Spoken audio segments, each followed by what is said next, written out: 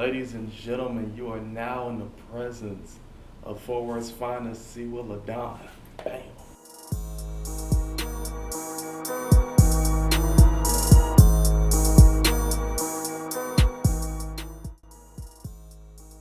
What's going on, everybody? We are back with another interview with one of Fort Worth's finest himself, M.I.L the Don. How you doing, man? How you doing? Right now, man, I'm blessed, man. I'm blessed. I feel energized, man. I'm excited, man. I don't know what else I can say. I hear you, man. I hear you.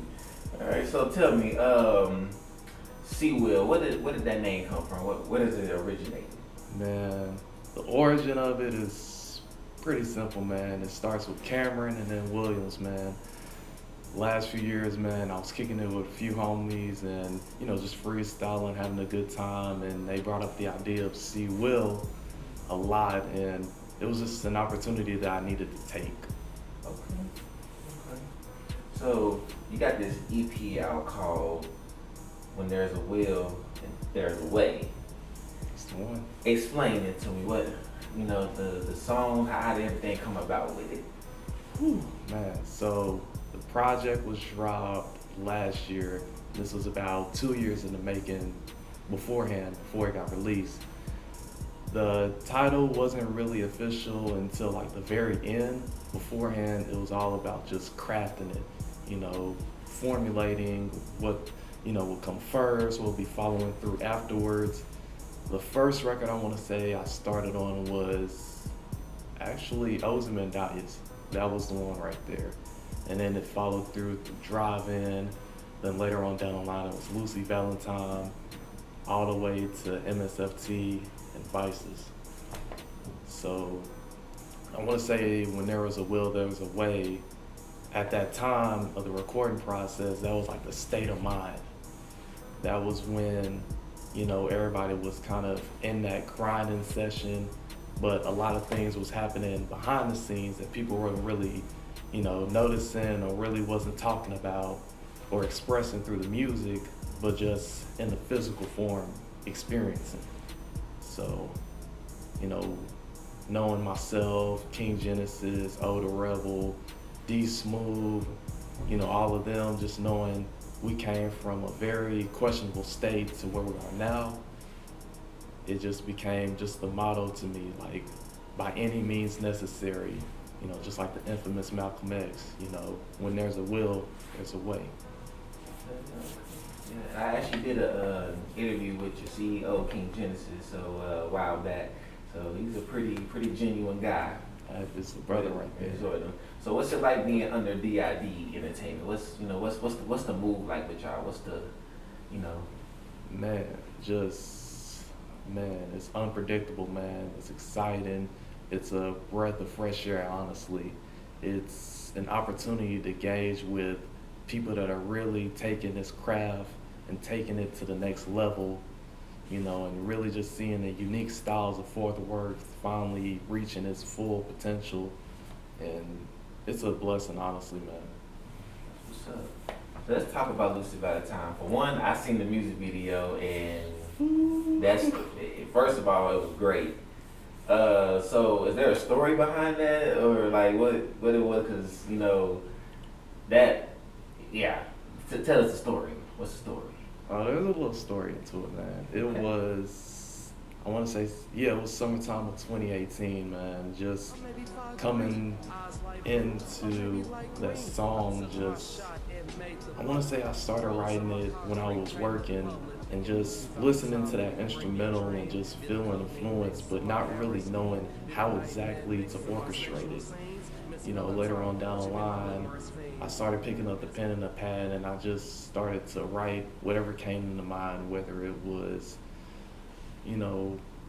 something enjoying or just something that was going to hit the fans, whatever just came into my mind, I just wanted to deliver. And Lucy Valentine became one of the most unexpected storytelling songs of that year. And just to, look into each bar that I made from there, it was like an ode to the 80s and the 90s. You think of guys like Slick Rick, Then the 90s with the East Coast, as far as like Biggie Smalls and Juicy, you just wanted to bring that flair of your own and your own style to it. It was experimental. It's got a little bit of R&B taste to it. Something different. Yeah, it does give me a Slick Rick kind of vibe too. It's like slight East Coast too. I do hear the East Coast now that I'm thinking about it. Yeah. So what inspired you to do music in the first place? Like who or what inspired you? So as far as where it really just began, it was after, it happened during high school, honestly. I'll even take it back as far as like middle school, as far as just being a little guy, just freestyling just for fun. Then it became something more serious later on down the line after high school. And I want to say as far as like influences, it really varies, man. I can take it to Most Def if I wanted to. I can take it to Jimi Hendrix. I can take it to Flying Lotus, Earl Sweatshirt, to the most commercial, to the most underground, It's a lot of influences. I would say through this project, like you said, Slick Rick had a little bit of inspiration into it. I would even say like Big Boy of Outkast as well. Okay, I can see that. Yeah. Okay. So, are there any? Is there a certain message you were trying to get into the project, or was it just more like an introduction to see with? It's an introduction. I would say it's kind of like a pre-origin per se. It's an opportunity for people to know that you can recognize me in this light as not just some guy that lives in Fort Worth or somebody that you used to go to school with, but also as a person that creates music. And with what I have right now, I want to expand on it. I don't want to just keep it within the realms of just, oh, he's a guy that can make rap music.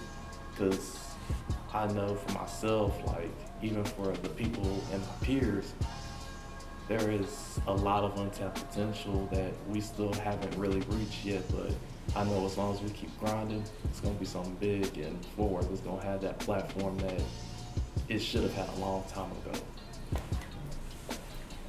Do you have any like goals, short-term, long-term goals that you want to set as yourself as a local artist to get to the next level, or are you still kind of processing that in with your team and anything? Personally, for myself, the number one goal really as far as short-term is investing in producing. I don't want to just be the guy that can hop on a microphone. I would love to take it even one step further as far as taking it in the producing aspect.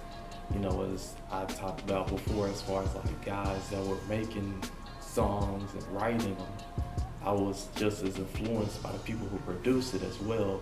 You think guys like M.I.L, for instance, the late great Mac Miller. Those, when you get the chance to like look at who really crafted the song as far as to the mixers, the masterers, recorders, and just the producers, the beat makers, you start feeling that inspiration. And I would love to have an opportunity to go to that next level. Long-term wise, that's going to be within the team, but I'll tell you right now, long-term wise, the entertainment is trying to be number one, it's trying to be big, and we're looking to bring as many people in it as well. We're trying to bring in as many people as possible who wants to support the movement, because it's happening. I hear you. Are there any more songs on the project you want to do music videos to, or are you kind of like trying to branch yourself out in the city a little bit more?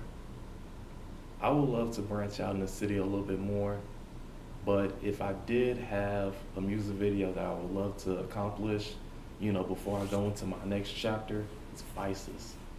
Vices to me is like a song of, not only seeing myself in a different light, but understanding that, it is a continuous battle that people have as far as spiritually and just worldly, seeing that come into conflict and knowing that in the end of the day, it comes down to it in the end. What I really want to say is that, we have our choices. God gives us choices. And in the end of the day, you know, your choices can decide on what your future becomes. You know, it decides your fate. It's a really good song, and I definitely recommend people listen to it if they don't listen to anything else. Yeah, Vice is actually my favorite song on that project. So if you do a music video to it, if you don't, I'll be all right. Like, that's a blessing, man. But yeah, I think we about done here, man. Really thank you for coming and you know, sharing your vision and sharing to the world who Sue Will the Dunn is, man. Hope to see you again soon. Hey, it's an honor, man. Hey, y'all stay safe out there, man. Peace. On me like Montana, they the tigers. Walk across these freights like they're lonely. But the truth make people traumatized. Quit acting cool, just sacrifice. Just wake up and realize. Cause any day you get scrutinized. I survived, bro. My days are great. No hoop dreams, couldn't fade away. Tried to get girls, they would trade my face. Drugs came through, it made me daze. With every blaze, I slipped away. I return now in better ways. For any dude or any shotty who down me out, it's my payday. Call Mayday. He's been unleashed and wait till the tape finally get released. There's no sleep. I'm taking